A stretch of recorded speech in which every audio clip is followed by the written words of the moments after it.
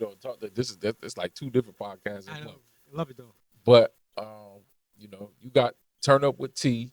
I know I've watched your fitness journey. I remember seeing you doing some workouts, and then I remember one year you started going hard with the meal prep, and that's when I started. You got on my radar as far as a trainer and stuff like that. Said talk about your fitness journey a little bit. So we talk about food. I mean, listen.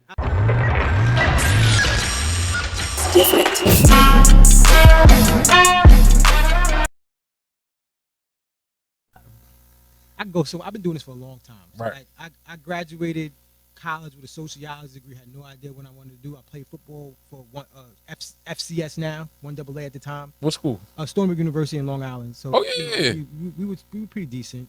We had good up years and bad years, but Stony Brook. Yeah. Stony, SUNY school, there's a couple NFL players that came out. Will, what's his name? He played for the Giants. He was Yep. tight end for the Giants. Yep. Will Tide. Yeah, that's my dude. University. Yeah, he came from FBS, Yeah. and then transferring down. Yeah. Still made it to the league. But yeah, so I've been doing fitness because, quite frankly, I didn't want to have a desk job. Like I was a homeless shelter caseworker, women's battered shelter caseworker. I was all up and down the Bronx, trying to help people less fortunate enough get out of their situations. And it was an honorable job, but it wasn't for me, right? So I said, let me just go be a trainer. I've been training since 2012, I want to say, so that's 14 years now. And the one thing that most people want is to look good.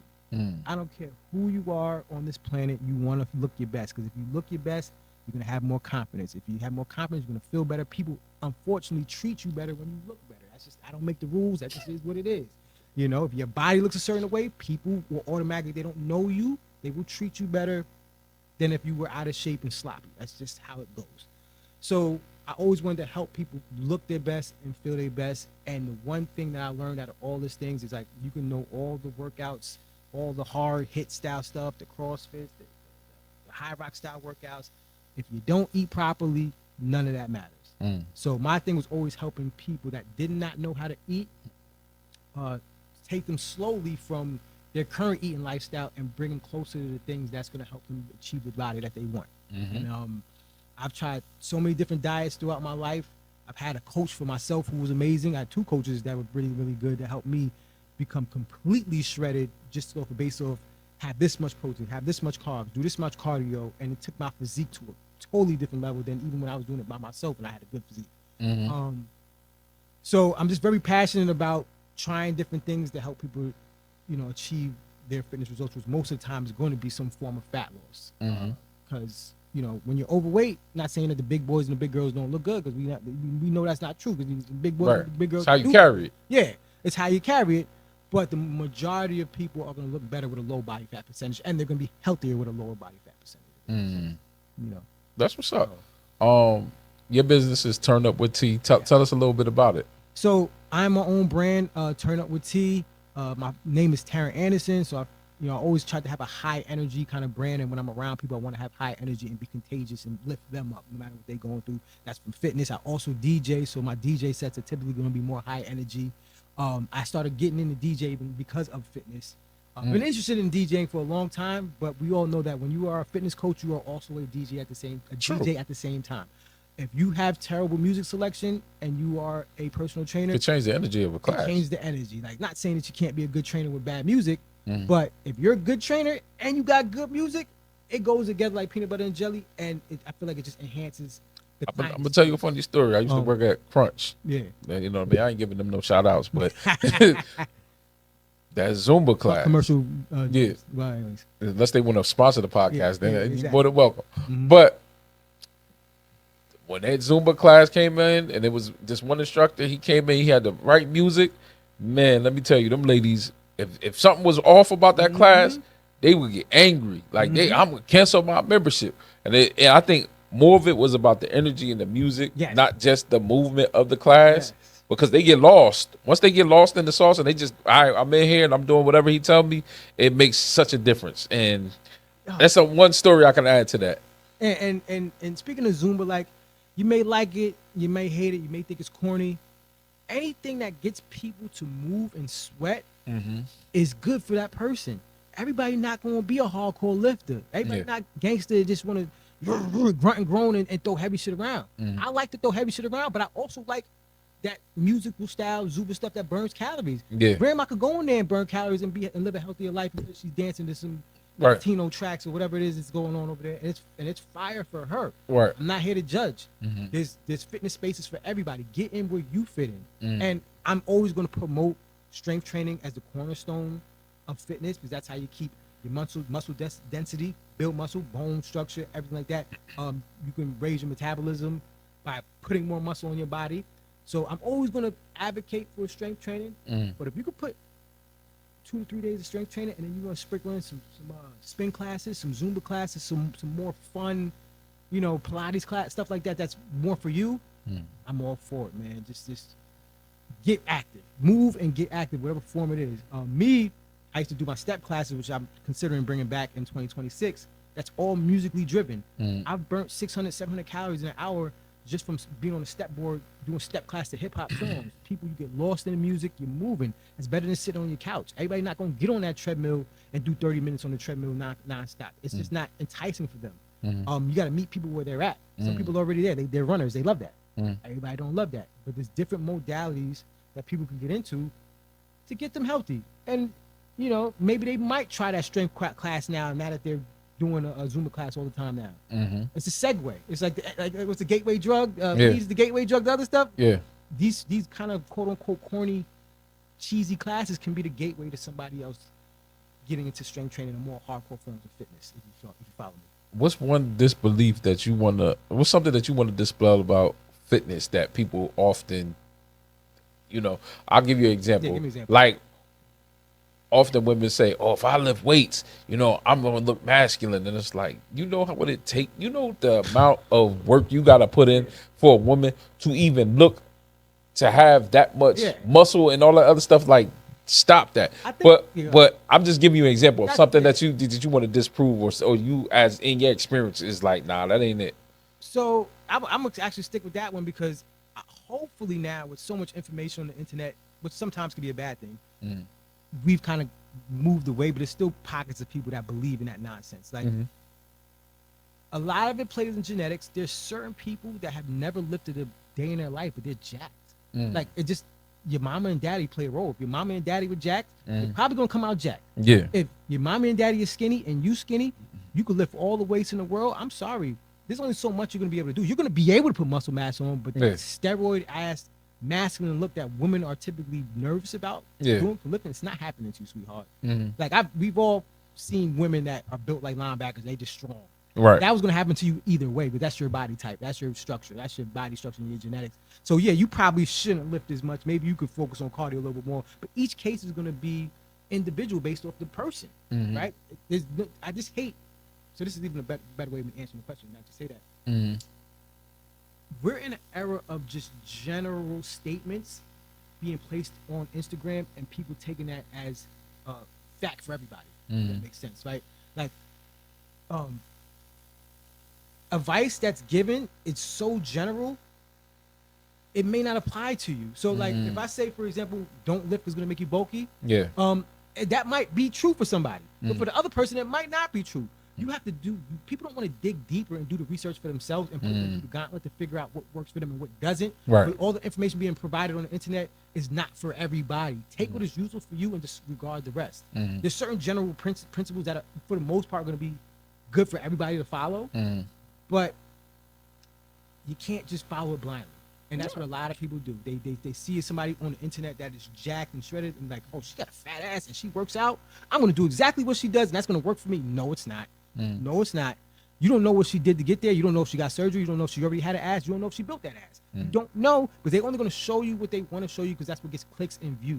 So you have to be mindful of who you're watching, the influencers you're watching. Are the influencers changing other people and showcasing the testimonials of clients they've worked with, or are they just out there just saying, "Look at me, I'm sexy and I'm working out, and every workout is a shot of my ass." Even back day, I'm showing my ass. You know what I'm saying? Like it's arm day, I'm showing my ass, like because I know I look good. Listen, if you look good, show your stuff off. But you're doing a disservice to the people that are really trying to change their life and they're looking for legit information to help them change their lives. And you have to know which influencers are actually going to help you and which ones are not. I would say that even, my assistant, my voice of Ty, she just left, and she's like, I need that. And I said, listen, I said, you probably just need to just get in and just be consistent. But I'll be like, you don't even know that looks good on you. 1, 2, you're built genetically different. And so you can actually carry that and be all right.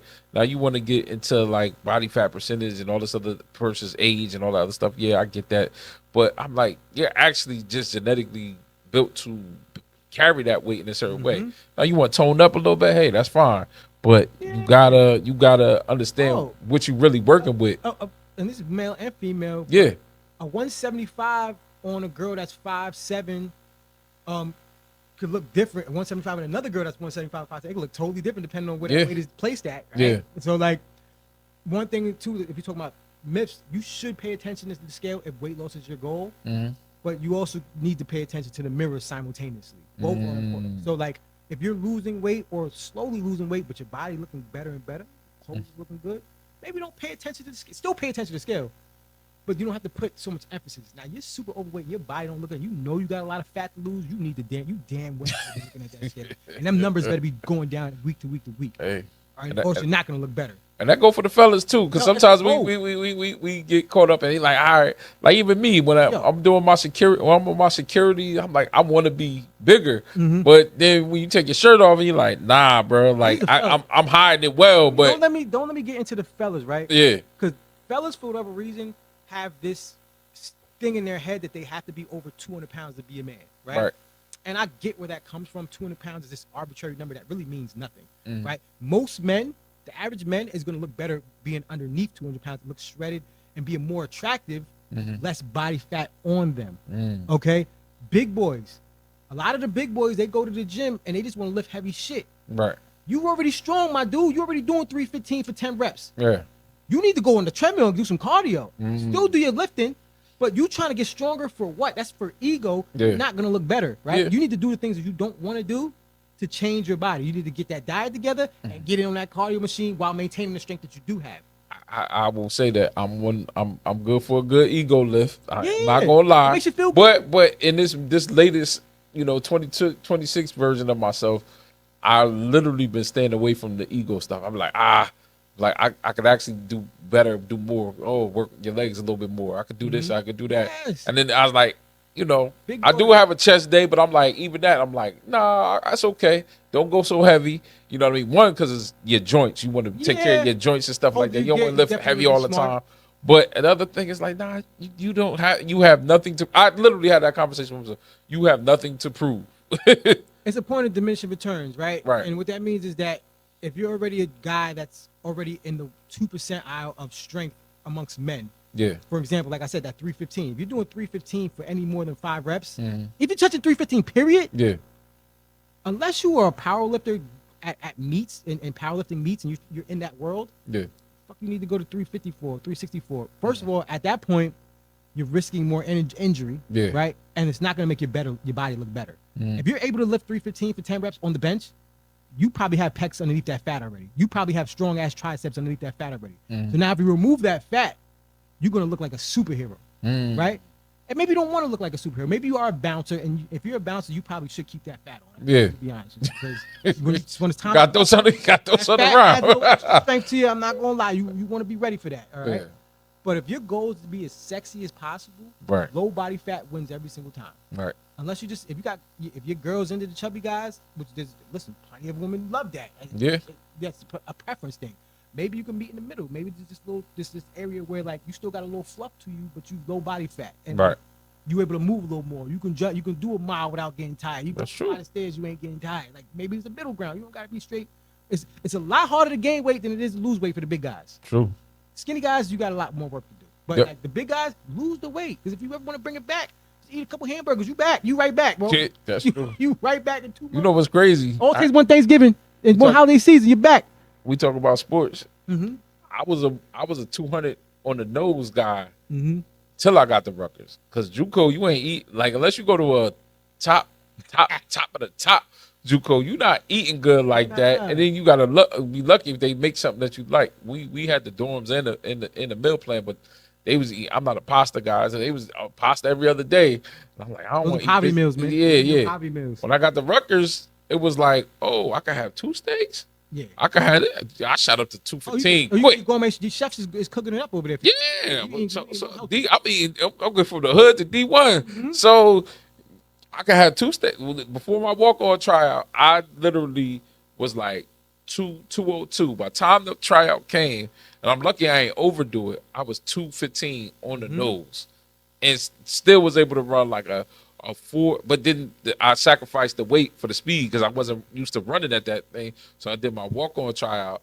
and I was always like a 4.45 guy or 4.5.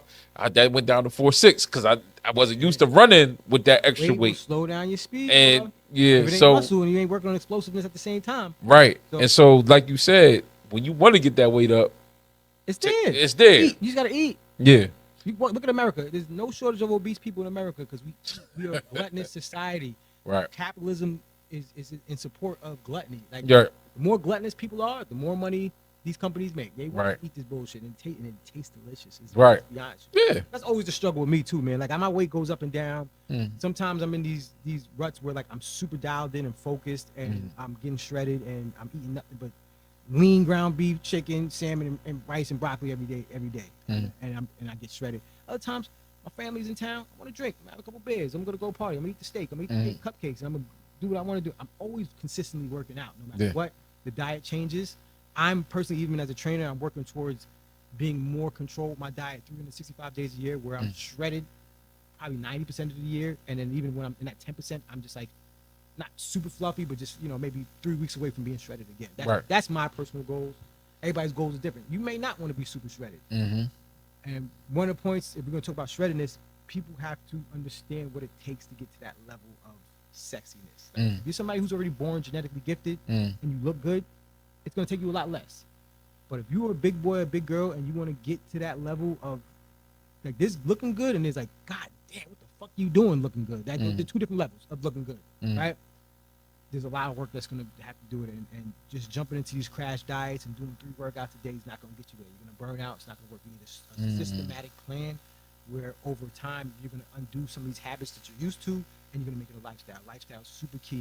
You can still party with your friends. You can still have alcohol occasions. You can still have desserts, go out, and stuff like that. But it has to be in a structured plan that's going to allow you to get results while still enjoying your life, but you can't let it get out of hand. If you want to be outside all the time, every day, every weekend, maybe fitness is just not a priority for you right now. Maybe that level of sexiness is not a priority for you. And that's okay. You're working out, you're going to the gym, you're doing your thing, and you're eating, and you're going out and having fun. Maybe that's the balance you need, because now that's going to allow you to not just be a complete fat-ass, sloppy person, but you're not going to move ahead in that fitness journey that you really deep down inside want. It's going to require a commitment that most people, quite frankly, can't do long term. It takes a different mental fortitude to be able to stay in that bag. A lot of times it happens after a breakup, something bad happens, you're depressed, and then you get in the gym, you turn your life around. I've seen more women be upset about a breakup and be like, at least I'm gonna lose this week. Yeah, exactly. So like, it kind of goes hand in hand. Like men too. Girls break you up, cheat on you. You in the gym, you gonna get your revenge body, and you gonna fucking turn up on them. Yeah. So Revenge body. That's the neither term. here nor there, but it's just Yeah. you gotta figure out what your motivation is, what's your why, and if you don't have one and you just want to just enjoy life and eat what you want and still work out, cool too. So yeah. You said something that was key right there. We're gonna kind of close out. Or land the plane. Yes, sir. Firefighter, personal trainer, DJ. The purple in the background reminded me you a Q. To the bros. Yeah. What's your why right now? What is Tarrant's why? That's a good question, right? So Yeah. my why right now is that I've been through a lot of phases. I've had a lot of successes. I feel like I'm constantly trying to move forward.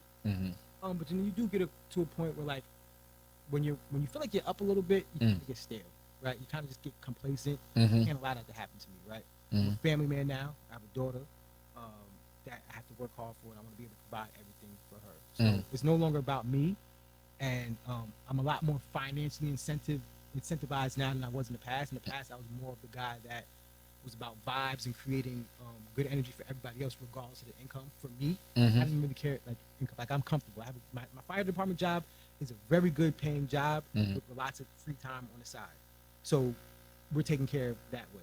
But when you build a family in this economy, it's different now. So now I need to get my shit together a lot more, be able to provide a lot more for my family. That's going to be the motivation for me going forward, and just the constant need to be great. And then I'm gonna tie it back in. Yo, just watching Kirk Cinetti do what he does, that just makes me want to be great for life. Like watching the way he moves and the way he just has structure and the mentality of just dog. I want to take that mentality and apply it to my life and fitness and financial decisions and making money and just being a good father, being a good husband, being a good citizen to the world and being a good person to the world. And that's what I think is going to give me my why and get to the next level. I'm gonna say that's pretty dope. I'm also say that I do the same, it's similar to what you do with Kurt Signetti. That's why I watch Coach Prime so much, because now it's like, even this year, like you said, they had 3-9, or however many games they won, losing season.